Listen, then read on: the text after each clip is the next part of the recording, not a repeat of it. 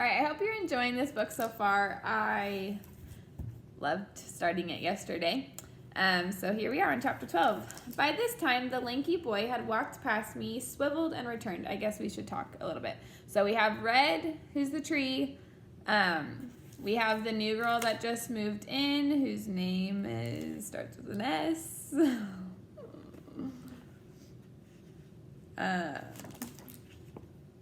Oh no, why can I not? Oh, Samar.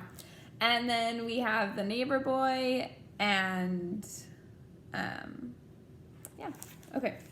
Glancing over his shoulder, he stepped onto the brown lawn that blanketed my roots. The air changed, quivering the way it will when people are near, with chemicals, with pulsing heat, with humanness. And then it happened. He dug into my trunk with the object in his hand, fast, deliberate. Again, he checked his surroundings. An elderly woman crossing the street smiled at him and shook her head. She was probably thinking, how sweet, I'll bet he's carving a heart with initials in it. Oh, to be young and in love. People are under the impression that trees don't mind being carved into, especially if hearts are involved. For the record, we mind. I had never seen the boy before. He was big, maybe a high schooler. It's hard to know with people. With a tree, I can sense to the month, sometimes to the day, its age. I couldn't tell what he was carving, of course, but I could tell from the determined way he moved that it was meant to hurt. Not me. Somehow I sensed it wasn't meant to hurt me. I was just his canvas. That said, it's not exactly a picnic getting hacked into. Bark is my skin, my protection from the world. Any wound makes it harder to fight off disease and insects. I wanted to yell, stop, to say something, anything, but of course I didn't. It's not our way.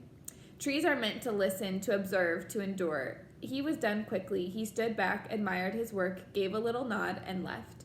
As he walked away, I saw the tool clutched in his fist. A little screwdriver with a yellow handle, thin as a twig, bright as a meadowlark. Bongo was the first to see what had happened to me. She landed at the base of my trunk, head cocked. Dropping the potato chip in her beak, she cried, I'd leave you alone for a few minutes and look what happens. What on earth? It seems someone mistook me for a pumpkin, I said. When she didn't smile, I added, because, I was carved. For the millionth time, Red, explaining doesn't make things any funnier. Bongo flew to my lowest scaffold branch, one of my big primary limbs. She examined my injury. Does it hurt? Not the way an injury might hurt you. Trees are different that way. I gotta go do something, Bongo said. There's nothing to be done. You've got a major boo-boo. I want to help. You're the wise old tree. Tell me what to do. Really, Bongo, time heals all wounds. Bongo hates it when I philosophize. She rolled her eyes. At least I think she did. It's hard to tell with crows. Their eyes are like morning blackberries, dark and dewy. I just hope my bark isn't ruined, I said. That's my favorite side. It's not ruined, just decorated, like those tattoos people get. Bongo nudged me with her beak. Show me who did this. I'll get him. I'll squawk at his window in the middle of the night. I'll dive bomb him and yank out some hair. She flapped her wings. No, better yet, I'll make a deposit on his head. I'll make a deposit on his head every day for a year. I didn't ask what kind of deposit. I was quite sure I knew. Bongo, dear, I said, that won't be necessary. Bongo shifted from foot to foot, something she did when she was working out a problem. She said, it's almost time for wishing day. Maybe this is some kind of wish, just a poorly delivered one. Another wishing day, I repeated. It seemed like we'd just had one. Had a whole year already come and gone? Days have a way of slipping past like raindrops in a river. One more round, Bongo said, of greedy people bugging you with their needs. One more round of hopeful people wishing for better things, I corrected. Wishing day was always a bit hard on me and on my residents. Usually the animals and birds stayed away that day to avoid curious hands and endless photographs. But it was just one day. I understood its history and my role in it. I knew people were full of longings. A mother tugging a toddler along the sidewalk froze in place when she saw my trunk. Mommy, what does that say? Asked her little girl, who was clutching a stuffed toy dog by its bedraggled tail. The mother didn't answer.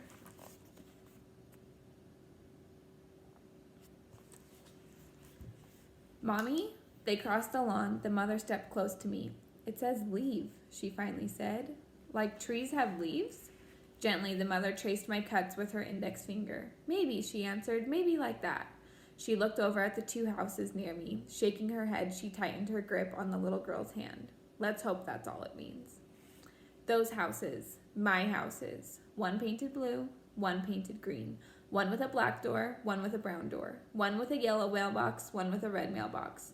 For well over a century, I stared at them. Prim and proper, same small size, same boxy shape, Same pitched roofs and squat brick chimneys, architectural siblings. Long before they were a glimmer in some builder's eye, I was here, right in the middle of things. If my roots stretched past the property line that separated them, well, that's never been my concern. Roots can be unruly. Mine explored the earth below both houses, pirouetted around their plumbing, anchored their foundations. I spread my shade fairly. I dropped my leaves evenly. I bombed their roofs with acorns in equal number. I did not play favorites. Over the years, many families had called those houses home. Babies and teenagers, grandparents and great-grandparents. They spoke Chinese and Spanish, Yoruba and English and French Creole. They ate tamales and pani puri, dim sum and fufu and grilled cheese sandwiches. Different languages, different food, different customs. That's our neighborhood, wild and tangled and colorful, like the best kind of garden. A few months ago, a new family, Samar's family, rented the Blue House. They were from a distant country. Their ways were unfamiliar. Their words held new music. Just another transplant in our messy garden, it seemed. Except that this time, something changed. The air was uneasy. The parents in the greenhouse refused to welcome the new family. There were polite nods between the adults at first, but then even those vanished. Other things happened. Someone threw raw eggs at the Blue House. One afternoon, a car passed by filled with angry men yelling angry things. Things like, "Muslims, get out!" Sometimes Samar would walk home trailed by children taunting her. I love people dearly, and yet 216 rings and I still haven't figured them out. Our neighborhood had welcomed many families from far away. What was different this time? The headscarf Samar's mother wore, or was it something else? As all this unfolded, busybody that I am, I kept tabs, eavesdropped, observed. I never interfered, though. Trees are impartial observers. We are the strong and silent type. Besides, what could I possibly do? I had limbs, but they could merely sway. I had a trunk, but it was rooted to the earth. I had a voice, but it could not be used. My resources were limited. So, too, as it turned out, was my patience. When you're the neighborhood wish tree, people talk. It didn't take long for folks to learn about the ugly word carved into my trunk. People stopped to stare. They gathered in little groups. They grimaced and shook their heads and murmured. By lunchtime, the police had arrived. I am not, as it happens, a stranger to law enforcement. A pair of calico kittens reside across the street. They love climbing up my trunk to my uppermost branches. Unfortunately, they don't love climbing back down. In the last 2 months, Lewis and Clark have been rescued twice by the fire department and 3 times by the police. Sandy and Max, the same police officers who'd rescued the kittens just last week, climbed out of their patrol car to check me out. They frowned. They searched the lawn for clues. They talked to passers-by and took photos. "Pongo," I whispered, "I'm an official crime scene." But she was not amused. The owner of the houses, and therefore technically of me, was the one who'd called the police. Francesca, tall and thin, with short, dove-gray hair, lived across the street. The blue and green houses had belonged to her family for generations. Francesca was also the owner of Lewis and Clark, my intrepid visitors. With a grim look on her face, Francesca strode across the street to talk to the police. Lewis and Clark squirmed in her arms. "That tree," Francesca said to Sandy, who was taking notes on a little pad, "it's been nothing but trouble for as long as I can remember." Francesca has never been the sentimental sort. She likes cats more than trees. To each her own. I happen to like trees more than cats. "Oh, but people love the wish tree," said Sandy. She looked me up and down. "Although I imagine it's a lot of work for you." "Every year, the day after wishing day, I swear I'm going to cut that thing down," Francesca said. It was true, but I knew Francesca didn't mean it. She and I went way back. "The cleanup isn't the worst of it," Francesca continued. "The things people wish for. The craziness. Last year someone wrote, 'I wish for chocolate spaghetti,' in permanent marker, on a pair of underwear, tossed it way up high." "Chocolate spaghetti," Sandy said. "I could get behind that." "Craziness, I tell you," Francesca stared at me. "It's just a tree, after all. Just a tree." Just a tree seemed a tad unfair, but Francesca looked tired and angry, so I tried not to take it personally. Sandy closed her notebook. People believe what they want to believe about trees. She stared at the newly carved word. About people, too. "What now?" Francesca asked. "Dunno," Sandy said. "The tree belongs to you, not the new family, and you've been here forever." Francesca smiled sadly. "Suppose it could be me they're hoping will leave." They watched Max place a circle of yellow crime scene tape near my trunk using metal stakes. "Don't think so, Francesca," Sandy said. Max joined them. He stroked the kittens, who purred loudly. "One problem, in terms of prosecuting anyone," he said, "is the history of this tree. It's almost May, when people leave their wishes or whatever. Hard to say for sure this isn't part of the whole, tradition thing." He shrugged. "That's assuming we figure out who did this, mind you." People are supposed to make their wishes on a rag or a piece of paper, not carve it into the trunk, Francesca said. That's why, back in Ireland, they called these raggy trees. Nowadays, a lot of people just tie a tag around a branch and write their nutty wishes. She shrugged. In any case, leave is not a wish, it's a threat. It certainly is, Max agreed. Francesca nodded at the cracked and buckled walkways leading to both houses. Tell you one thing, wish tree or not, this oak is destroying the walkways, messing with the plumbing too. Roots go on forever. She shook her head. Maybe it really is time to cut it down. No more leaves to rake, no more wishing tree mess, no more of this unkindness. Louis leapt from Francesca's grasp and dashed for my trunk. Sandy tackled him just in time. We'll finish up our investigation in a day or two. Be out of your hair, Max said. Then you'll be free to do whatever you want with the tree. You know, Francesca said, taking Louis from Sandy, my father almost cut this tree down years ago. My mother wasn't having it. Family lore or some such thing. Soft-hearted nonsense, she sighed. Guess it's up to me. Meantime, you keep us posted if anything else happens, Sandy advised. Francesca headed across the lawn, holding the kittens close. Leave, she murmured. What a world we live in.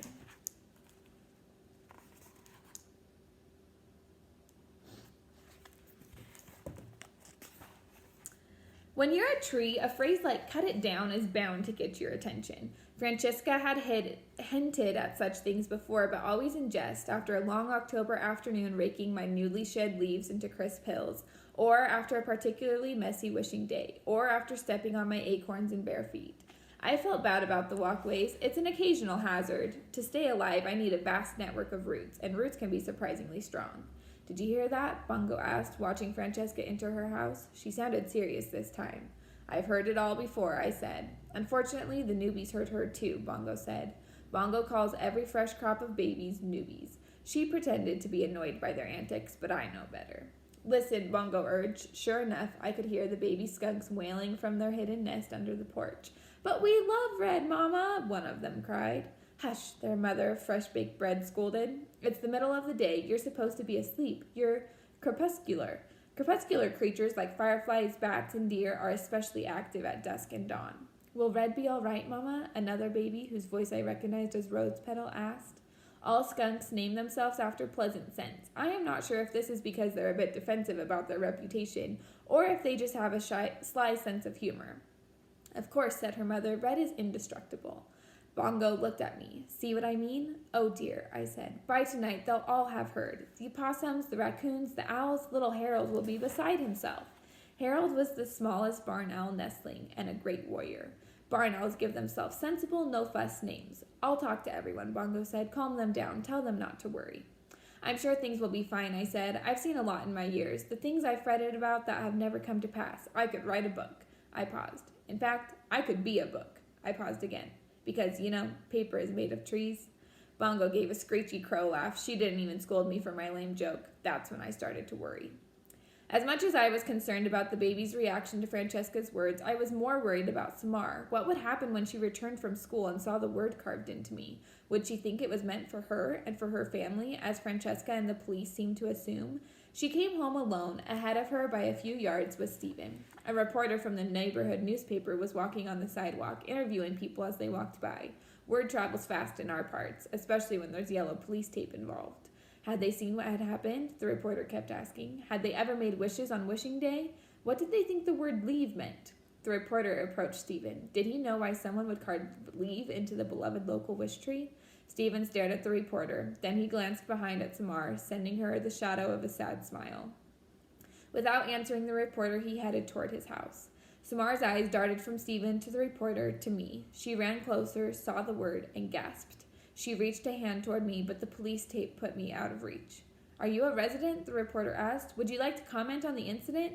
Samar didn't say a word. She turned and walked up the sagging steps to the little blue house, her head held high, standing tall, reaching deep. Around 6 that evening, Sandy and Max returned. When the police knocked on the door of the greenhouse, Stephen's parents opened it and answered questions. They shook their heads, they shrugged, then they shut their door and closed the curtains. When the police knocked on the door of the blue house, Samar's parents opened it and answered questions. They rubbed their eyes, they sighed, then they, too, shut their door and closed the curtains. As Sandy and Max headed back to their cruiser, Sandy paused beneath me. I wonder if we should make a wish, she said. Might be our last chance. I'll tell you what I wish for, Max said. I wish I didn't have to investigate things like this. Sandy patted his shoulder. I wouldn't hold my breath on that one. As for me, I spent the evening hours reassuring the parents and offspring who called me their home. They weren't just worried about where they would have to move, of course. They were worried about me. I was worried about me, too. I didn't want to leave the world I loved so much. I wanted to meet next spring's owl's nestlings. I wanted to praise the new maple sapling across the street when it blushed red as sunset. I wanted my roots to journey farther, my branches to reach higher. But that is how it is when you love life. And I could accept that if my time had come, it had come. After a life as fine as mine, who was I to complain? I was worried about the babies, though, about their parents scrambling to find new, safe places to line their nests, dig their burrows, hide their winter stashes of acorns. Most of all, I was worried about Samar. I didn't know why. Perhaps it was because she reminded me so much of another little girl from another time long ago, a little girl I'd managed to shelter successfully, Francesca's great-grandmother. Like I said, we go way back. Long after midnight, Samar came to visit me. She wore a blue robe. Her dark curly hair was pulled back in a loose ponytail. Her eyes held moonlight in them. She sat at the base of my trunk on her blanket. She didn't look at the carved wood, or the splinter of moon, or the blue and green houses. She just sat quietly and waited. It always took a while, but it always happened. One by one, the babies ventured out to see her.